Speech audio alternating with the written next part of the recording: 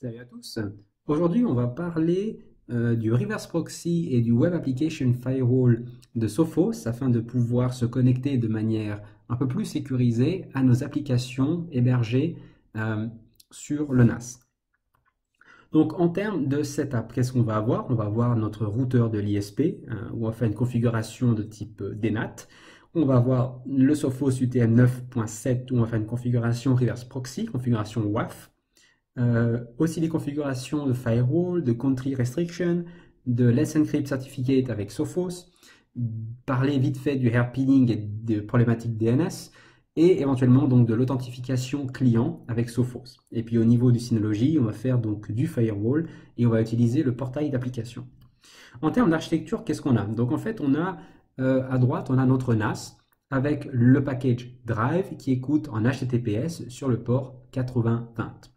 Son adresse IP, c'est la 4.2 et ici, nous avons la 4.1. Le Sophos va faire office de ces différentes fonctionnalités et nous allons avoir aussi notre routeur à la maison qui va rediriger ou forwarder le trafic qui est à destination du port du reverse proxy, donc le port 443, il va le rediriger sur Sophos. Voilà, si le routeur Internet reçoit du trafic Internet,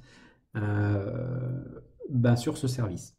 Et on va avoir donc notre ordinateur qui va écouter ou qui va appeler deux services. Un qui va être le https drive.lab01.ovh, qui est celui pour accéder à l'application web de Drive.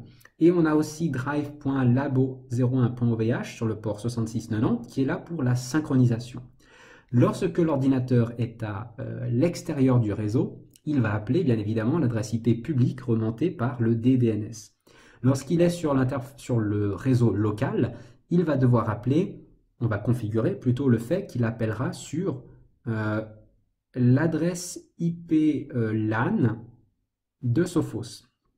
Donc ici c'est l'interface un peu du reverse proxy, l'interface LAN, disons. Voilà. Pourquoi? Parce que si on ne fait pas en sorte que lorsqu'on appelle ce FQDN, si on ne fait pas en sorte que ça passe par l'IP privé, par l'IP public, le trafic il va faire tout le tour et il peut y avoir il va passer par l'interface WAN du routeur internet de l'ISP. Et le souci qu'on peut avoir chez certains, c'est qu'ils ne sont pas compatibles avec la fonctionnalité de hairpinning, disons, qui fait que lorsqu'on appelle finalement que ça puisse marcher, lorsque un service en interne, quand il appelle l'IP public d'un autre service qui est en interne, ça doit passer par le firewall internet, par le routeur internet, et si c'est pas compatible avec ces fonctionnalités, le trafic ne pourra pas passer. Et puis de toute façon, d'un point de vue cohérence des flux, sécurité, ça n'a pas de sens de passer par l'extérieur pour venir à l'intérieur. Voilà, c'est pas cohérent. Donc on va faire en sorte de ne pas avoir cette problématique-là. Ensuite, donc le reverse proxy, en fait, à quoi ça va nous servir, hein? Ça va faire en sorte de pouvoir rediriger le trafic, d'utiliser en fait différentes URL pour rediriger les flux à destination de certains services bien spécifiques, tels que Drive, Calendar par exemple, hein, qui se cachent derrière la même adresse IP, publique. Et ça va nous permettre donc de différencier les services par des Fully Qualified Domain Name au lieu d'utiliser toute une série de ports que les utilisateurs ne vont pas savoir retenir, hein, de dire que tel port c'est Drive, que tel port c'est Calendar, que tel port c'est autre chose, ça devient un peu compliqué.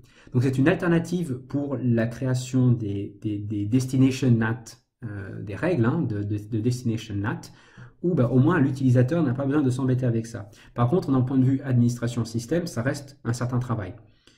Donc on va pouvoir avoir un Fully Qualified Domain Name par application Synology si on veut, comme par exemple drive.lab01.ovh qui est un virtual host où le trafic va aller sur le Real Web Server qui est l'adresse IP du NAS et le port du service en question sur le NAS, hein, sur le Drive, l'application Drive, et ensuite voilà, ça va sur le chemin, on va dire route de l'application.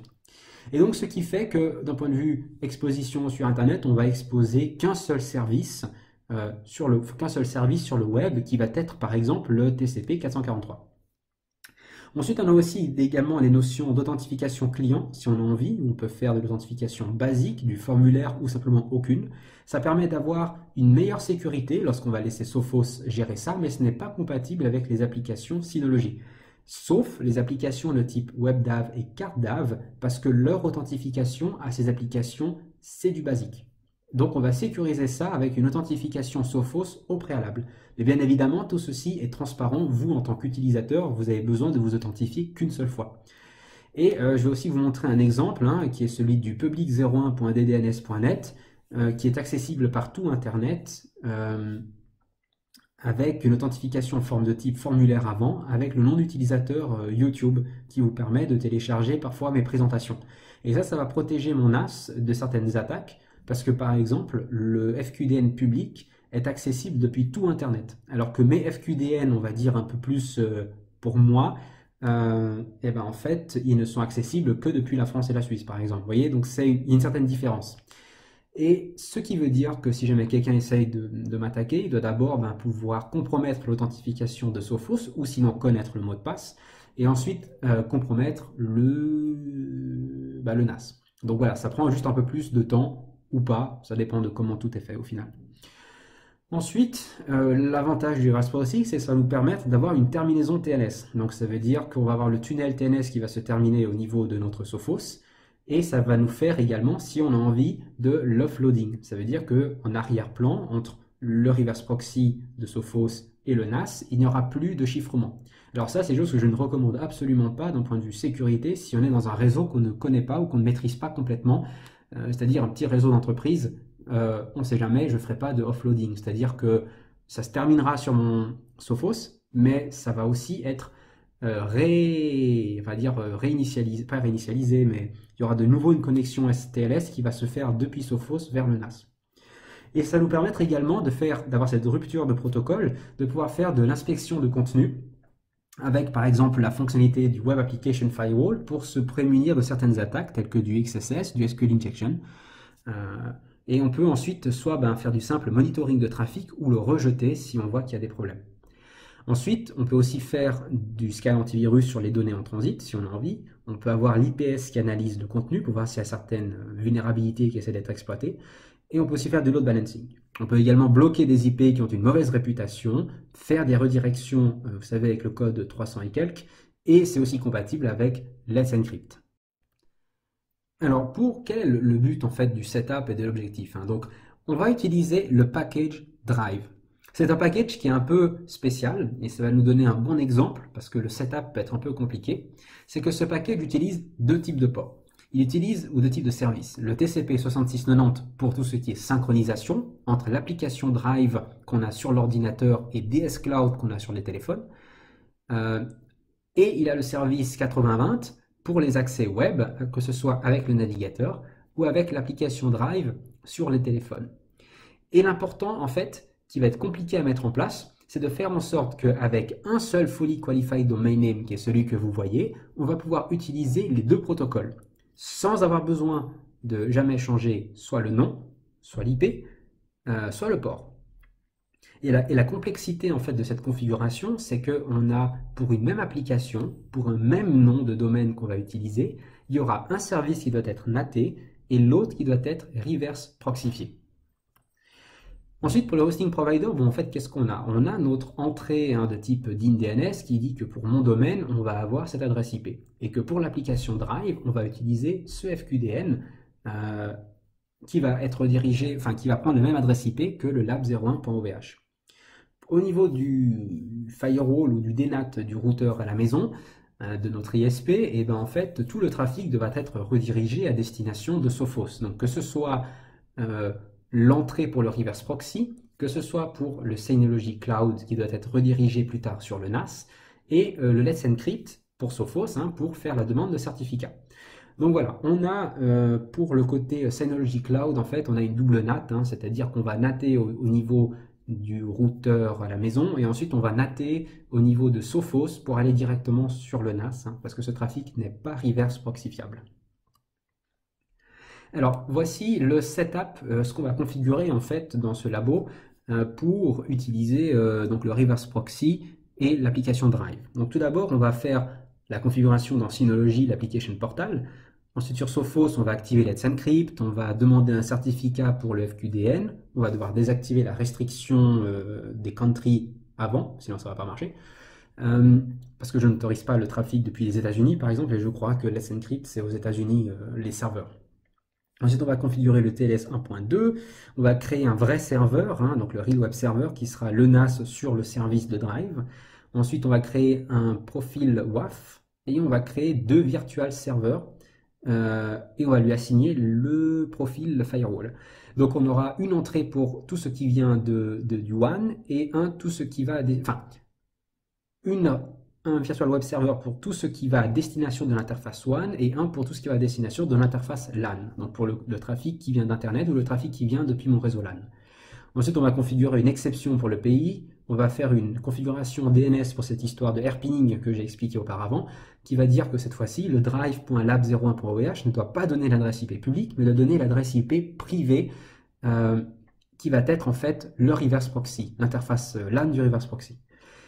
Et on va avoir peut-être, je vais vous montrer l'authentification, et puis créer une règle de Synology Firewall. En fait, on va plutôt commencer par tout ce qui est Synology Firewall, enfin Synology, pardon. Alors, on a déjà l'application portal qui est super simple, que pour Synology Drive, on va utiliser en HTTPS le port 8020, le port que va utiliser le reverse proxy pour se connecter à l'application Drive. Ici, le 6690 n'est pas là parce que je crois que c'est un service dont on ne peut pas changer le port.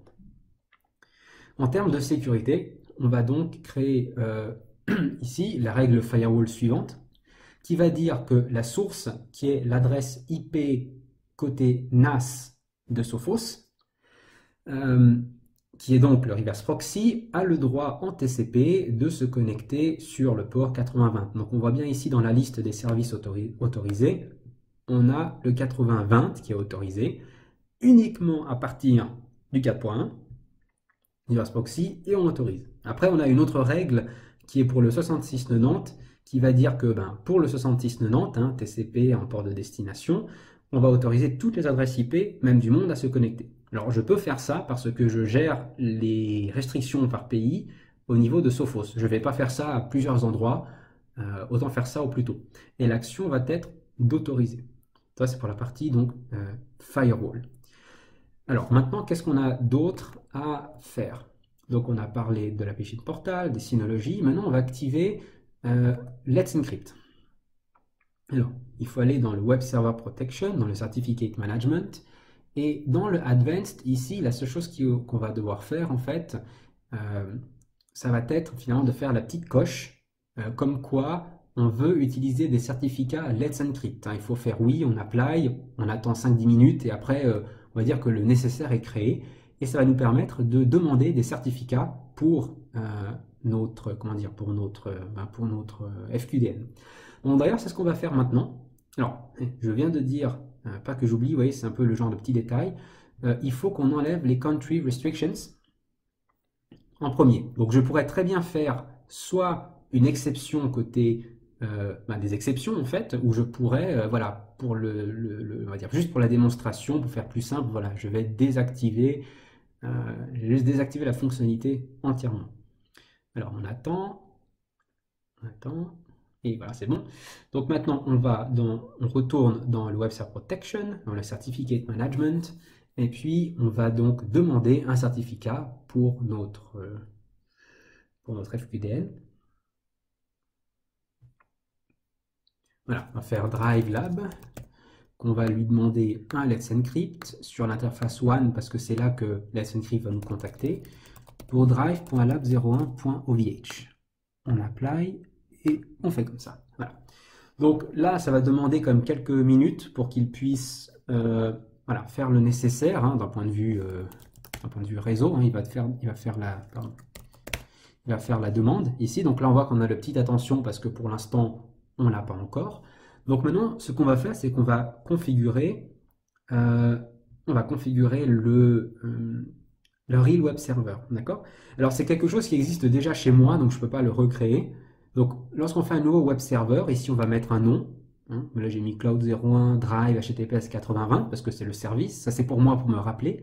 Ensuite, il faut créer une entrée, si vous ne l'avez pas déjà créée, une entrée de type host. Vous allez mettre comme le nom NAS et ici, vous allez mettre son adresse IP au NAS. Le type de trafic, c'est l'HTTPS sur le port 8020. Ici, ça c'est par défaut, en général je n'y touche pas. Là on a créé le Virtual Web Server.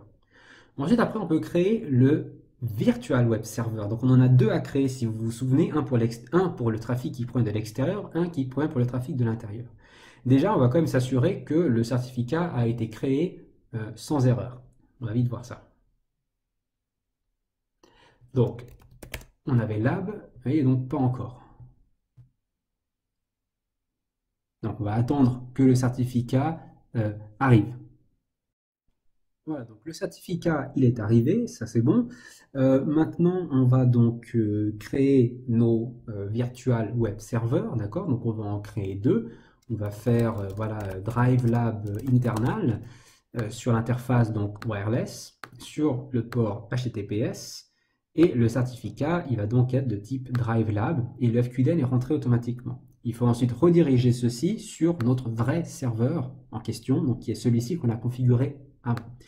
Ici, je conseille de disabler ceci, enfin d'enable ce disable, parce qu'en fait, d'un point de vue sécu, ce n'est pas bon d'avoir la compression. Et si on veut, on peut aussi faire un pass host header si derrière on veut utiliser par exemple la fonctionnalité de reverse proxy sur le NAS pour faire un autre traitement. Normalement, c'est ça qu'il faudrait faire. Bon, on n'est pas obligé, hein, mais voilà, on peut le faire. Donc là, on va faire un save. Voilà, on va le rechercher à nouveau. Et ensuite, on va le cloner et on va faire le même pour Internet. Cette fois-ci, il va être sur l'interface WAN.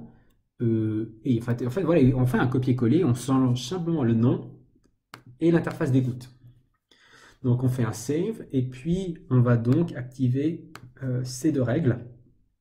Donc si ça devient orange, ça veut dire qu'il y a quelque chose qui est mal configuré, notamment le reverse proxy n'arrive pas à contacter le NAS. Donc ça peut être le cas si c'est mal configuré d'un point de vue firewall sur le NAS.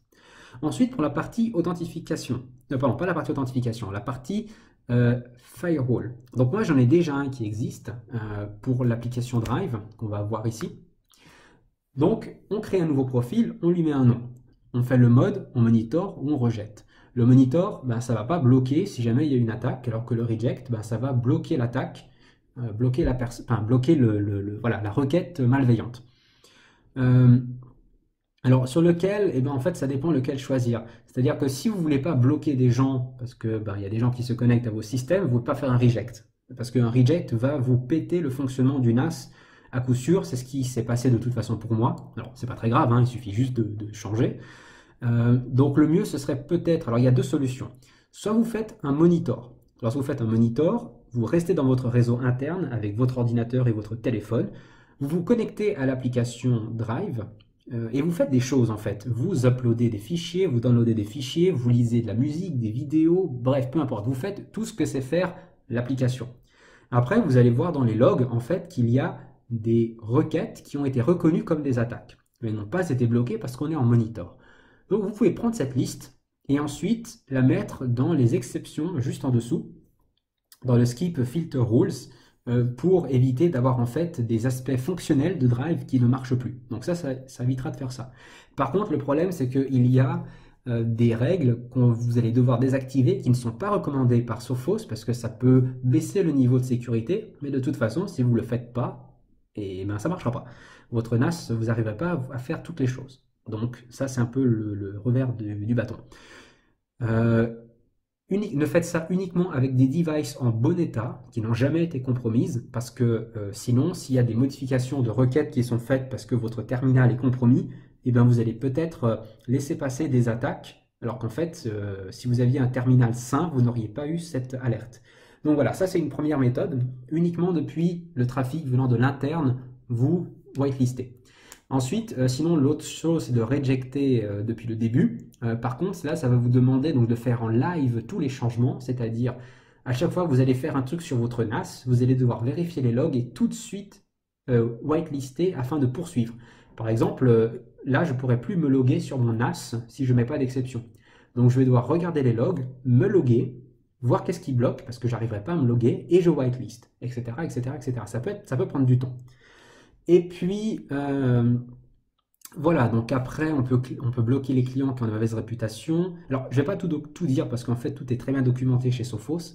Il y a cette option, par contre, que j'ai dû cocher parce que le Remote Lookup faisait en sorte que mes téléphones portables, par exemple, étaient vus comme bad reputation et en fait, je n'arrivais pas à me connecter. Donc ça, c'était il y a 3 ans, hein, donc j'ai pas changé depuis, ou 2 ans. Ensuite, on active le blocage de l'activation de ces catégories. Donc en fait, après, ça nous affiche ceci. On peut sélectionner ceux dont on veut se prémunir. Et puis le rigid filtering, ça c'est pour une sécu plus élevée, mais avec des risques de faux positifs. Donc ça, pour les fragiles du cœur, je ne conseille pas. D'ailleurs, je me demande si ça a vraiment été super utile chez moi, mais voilà, ça m'a fait pas mal d'éléments peut-être à whitelister ou des blocages. Ensuite, on a l'antivirus, on peut faire voilà, single scan ou dual scan. Je crois qu'avec la version gratuite de Sophos, c'est que du single scan. Pour les uploads only, downloads only ou les deux. Ensuite, on peut faire le block unscalable content. Donc, par contre, ça va bloquer tout ce qui est éléments chiffrés, donc des zips chiffrés, et tout ce qui est comment ça s'appelle déjà? Quelque chose qu'on peut plus lire. Quelque chose qu'on ne veut plus lire. Ça s'appelle quelque chose qui est corrompu. Voilà. Ensuite, on peut aussi bloquer les uploads by MemType si on a envie. Et puis, bah voilà, pareil, on peut faire comment dire, des limites pour le scan antivirus en termes de temps et en termes de taille. Voilà. Donc une fois que vous avez créé ceci, d'ailleurs, vous pouvez voir les logs en temps réel en allant là et puis en allant sur le Web Application Firewall. Vous pourrez voir les logs. Donc après, il faut aller dans le Web Application Firewall et on va sélectionner nos entrées de lab. Et puis ensuite, on peut éditer et puis on peut dire voilà qu'on veut la sécurité qu'on a mis juste avant, qui est le Synology Drive. Et puis, on va le mettre ici aussi, juste pour vous montrer aussi bien à l'intérieur qu'à l'extérieur. Synology Drive. Et voilà. Ensuite, il y a aussi autre chose que je voulais vous montrer, c'est en termes de Site Path Routing. Donc ça, ce sont des entrées qui sont créées par défaut à chaque fois que vous créez un virtual serveur. Là, ce qui est assez intéressant, c'est que vous pouvez faire avec de l'authentification côté reverse proxy, ou vous pouvez faire de l'access control ici, en mettant des réseaux autorisés ou des réseaux bloqués. Donc là, il y a d'autres options dont je ne parlerai pas dans cette vidéo. Euh, voilà, donc pour un virtual web server, on peut dire qu'on ait une authentification. Donc ça veut dire qu'en interne, on pourrait mettre pas d'authentification, en externe, on pourrait mettre de l'authentification avec tout ce qu'on a fait. Par contre, eh ben, c'est pas compatible avec le tout. Alors, ce que je vais quand même vous montrer, c'est que en utilisation réelle, d'accord? Comme vous le savez, je mets à disposition parfois mes présentations sur Internet, sur YouTube, et les gens peuvent y accéder. Et donc ici, vous avez mes entrées où je dis que j'ai effectivement un profil d'authentification qui s'appelle public. Et ce profil d'authentification, vous allez le retrouver dans le reverse authentication, vous allez le retrouver dans le public, et je vais dire que je veux que les gens s'authentifient avec un formulaire. Au lieu de basique, je vais dire formulaire, pour un certain groupe d'utilisateurs, qui s'appelle public, le groupe, et à l'intérieur de ce groupe, il y a le nom qui est YouTube. Et c'est là que vous utilisez comme nom d'utilisateur YouTube pour vous connecter à mon système pour ensuite voir les démonstrations, les présentations. Et là, ça fait que dès qu'on se log, on va être redirigé avec le redirect to request de l'URL, on va se rediriger automatiquement. Voilà, après, il y a d'autres options qu'on peut toucher si on a envie, enfin bref. Ça, c'est quelque chose que j'utilise pour le public 01.ddns.net pour des présentations, pour tout le monde. Et c'est ce que j'utilise aussi pour le card DAV et le web DAV. Donc pour le card DAV et le web DAV, par contre, c'est juste un mode de type basique au lieu de formulaire, où je mets aussi mon nom d'utilisateur et ça me permet de gérer l'authentification déjà en amont. Donc ça veut dire que les gens doivent d'abord s'embêter à compromettre mon Sophos avant de pouvoir rentrer sur mon NAS. Voilà, donc ça c'est quelque chose qu'on peut faire. Et puis c'est là, donc là si vous voyez peut-être pas trop ce dont je vous parle, donc si je vais sur le public 01, vous voyez, donc c'est là où je dois m'authentifier. Parfait. Donc ça c'est pour la partie authentification. Alors, ensuite, qu'est-ce qu'on a d'autre? Alors je crois que j'ai peut-être oublié, attendez, dans le TLS 1.2 qu'on devait faire, donc dans le Web Application Firewall Advanced, voilà, minimum TLS version, on doit le mettre le 1.2. Voilà, donc là on a fait déjà une bonne partie, mais c'est pas terminé, hein. Donc on a fait déjà tout ça, maintenant on doit faire encore le country restriction et le DNS. Voilà, et ça on aura terminé pour la partie reverse proxy. Donc pour le country restriction, donc il faut aller dans le network protection, on va aller dans le firewall, et puis on va aller ensuite Alors déjà, on va réactiver cette fonctionnalité parce qu'on l'avait désactivée pour le certificat, pour faire la demande de certificat à Let's Encrypt. Alors j'ai cliqué, mais c'est un peu long. On réactive et on attend.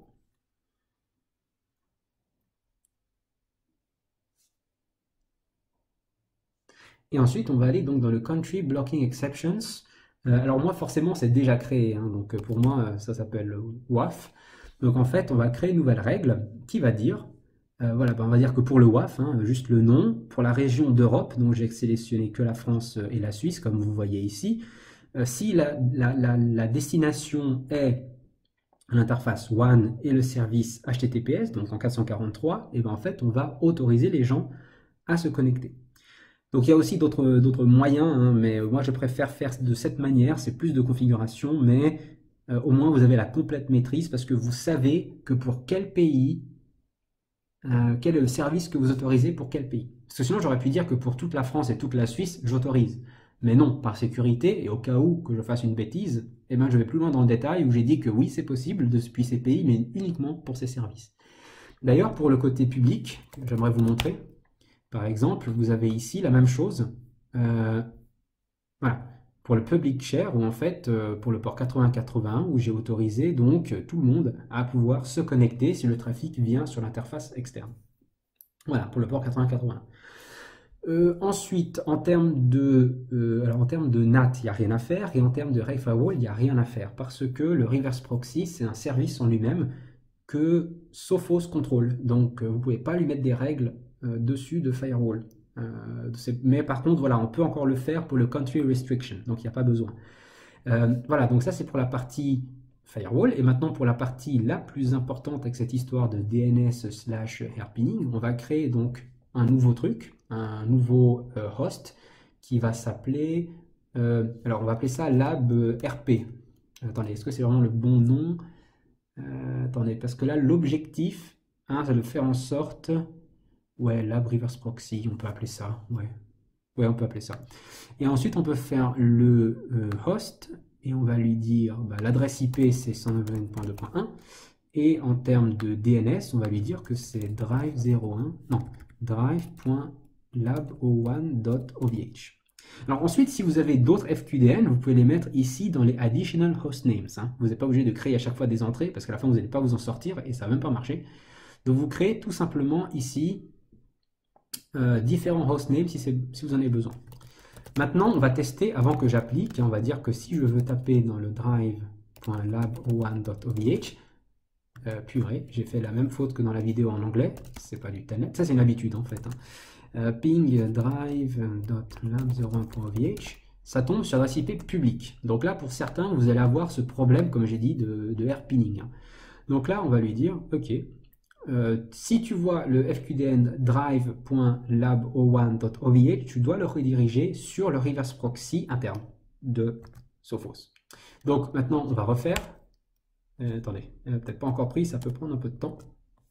Donc on va attendre, j'aimerais juste quand même contrôler le côté lab, drive.lab01.ovh. On va aller là-dessus. Ok, parfait. Alors, ça peut prendre un peu de temps vu que le système n'est pas forcément rapide. Voilà, ben là c'est bon. Donc là, il a bien pris l'entrée, donc le côté interne. Donc vérifions si est-ce que nous avons terminé la configuration. Alors soi-disant, selon ce que je vous ai écrit ici, tout est censé être fait. Donc on va tester maintenant de rentrer sur le système avec cette URL, hein, c'était drive.lab01.ovh. Et ça marche. Vous voyez, donc déjà on a un certificat Let's Encrypt, on a tout qui fonctionne. Pour vous prouver, je vais aussi le faire depuis mon téléphone pour voir si ça marche. Hein, parce que là c'est des connexions internes, là je vais tester sur mon téléphone en externe et ça marche. Je ne vais pas vous le montrer, mais ça marche. Voilà, donc ça c'est pour la partie reverse proxy qui est maintenant définitivement terminée. Maintenant, parlons de la deuxième partie. Oups, pas trop vite. La deuxième partie qui va être l'utilisation des applications de synchronisation. Donc, encore une fois, pour le Synology, si je commence par le bas, il faut créer la règle Firewall. Donc voilà, comme vous vous souvenez précédemment, hein, la règle Firewall, c'était simplement de dire voilà, qu'on va autoriser le port 6690 pour tous. C'est la seule chose qu'il faut faire ici, à ce niveau-là. Pour le certificat, ici, vu qu'on ne va pas passer par le reverse proxy, le certificat que l'on a créé auparavant ne va pas servir. Donc, il va falloir aussi créer un certificat, en fait, pour le NAS, pour le service 6690. Donc, il y a plusieurs manières de faire ça, d'accord? C'est soit vous créez un nouveau certificat de Let's Encrypt. Donc là, ça va vous demander de faire des redirections de NAT, encore une fois, avec Sophos. Soit vous pouvez importer un certificat, et ce certificat importé serait celui de Let's Encrypt sur Sophos. Donc on peut le faire. Malheureusement, ce que je n'aime pas trop, c'est que dans le Certificate Management, en fait, pour les certificats, ça va nous l'exporter en PKCS12, alors que pour pour le Synology, c'est du PEM qu'il faut. Donc si je tape le machin du lab, et si je veux faire un download, ça a du PKCS12. Alors il y a aussi du PEM. Ah bah tiens, ça que j'avais pas vu, il y a du PEM, mais est-ce que la clé publique est exportée? Tiens, alors ça c'est une autre question. Bon, je vais pas le faire maintenant parce que j'ai pas envie d'avoir des choses un peu bizarres. Voilà, donc il faut soit télécharger en PEM, si ça va pas, il faut peut-être utiliser un outil, je crois, comme OpenSSL pour convertir des PKCS en PEM. Et puis ensuite, qu'est-ce qu'il faut faire? Si vous n'arrivez pas, il y a aussi des sites sur Internet qui vous permettent de le faire, ce que je ne conseille pas parce que vous exportez votre clé privée et une clé privée, ça doit rester privé. Enfin bref. Donc voilà, ça c'est un moyen de le faire. Et puis ensuite, une fois que vous avez votre certificat, vous devez le configurer pour le service 6690, qui est le Synology Drive Server, et vous lui assignez ce nouveau certificat, voilà, que soit le nouveau de Let's Encrypt, soit celui-là qui a été exporté de Sophos. Voilà, en fait, c'est uniquement ça pour la partie Synology. Alors, ensuite, pour la partie donc comment s'appelle déjà, de la synchronisation. Donc, il faut d'abord créer, on va aller dans l'ordre, on va créer une règle firewall. Donc, la règle firewall qui est déjà créée par ici, qui est celle donc, du 6690, on va lui dire voilà, que toutes ces sources, dont Internet, sur le port 6690, peuvent se connecter à destination du NAS. Vous pouvez mettre ANY. Moi, je n'ai pas mis ANY parce que j'ai un réseau Wi-Fi public et je ne veux pas que ces gens publics, que je ne connais pas, puissent se connecter sur le NAS. Donc, c'est pour ça que j'ai fait cette séparation. Vous pouvez mettre ANY, par exemple, si vous voulez. Ensuite, il faut faire le Country Restriction, comme d'habitude. Donc, on va aller par là. On va aussi taper le 6690. Et la règle, c'est un peu du même type. C'est-à-dire que tout ce qui est la France et la Suisse, à destination finalement du NAS, sur le port 6690, on va l'autoriser depuis la France et la Suisse en fait. Et ensuite nous avons notre règle de NAT. Notre règle de NAT par ici, encore sur le port 6690, et il y en a deux. Alors pourquoi deux? Il y en a deux parce que, encore une fois, c'est lié au fait que je veuille, avec un seul FQDN, pouvoir accéder à des services d'une même application qui se comportent différemment. Différemment, c'est-à-dire un qui est reverse proxifiable, le deuxième qui ne l'est pas. Donc ça demande de s'amuser un peu à faire du NAT, parce que lorsque je vais taper mon FQDN, je vais tout le temps être redirigé sur l'interface du reverse proxy. Donc je dois lui dire, mais attention, si tu vois le port 6690 qui arrive sur ton interface de reverse proxy, ne l'emmène pas au reverse proxy. Tu me le forward directement sur mon NAS, sur les mêmes ports. Donc voilà pourquoi. Un pour le côté externe, un pour le côté interne. Ici le côté Internet IPv4 et ici le cloud source qui est mon VPN et mon réseau interne. Encore une fois, ici j'aurais pu mettre ANY et ANY si je n'avais pas de réseau Wi-Fi public. Et ensuite, on doit le rediriger sur le NAS, sur le port 6690. 90 pour les Français. Donc, qu'est-ce qu'on a d'autre après Et en fait, c'est tout d'ailleurs. Donc, en fait, voilà, tout ceci est mis en place. Donc ici, on a notre objet NAS, je crois qu'on a tout présenté. Et puis, donc, pour terminer, si on veut faire le test, il faut faire bien sûr un telnet sur le FQDN en question, sur le port 6690, et on voit que c'est bon. Donc voilà. Alors, j'espère que j'ai essayé d'être le plus clair possible parce que c'est vrai que ça peut être un peu embrouillant. Donc, si vous avez des questions, n'hésitez pas à les poser. Si je peux vous aider, écoutez, j'ai pris un peu l'habitude d'aider certains de mes abonnés sur certains de ces sujets. Donc, voilà, j'espère que ça vous aura plu. Et puis, à la prochaine pour une prochaine vidéo. Salut!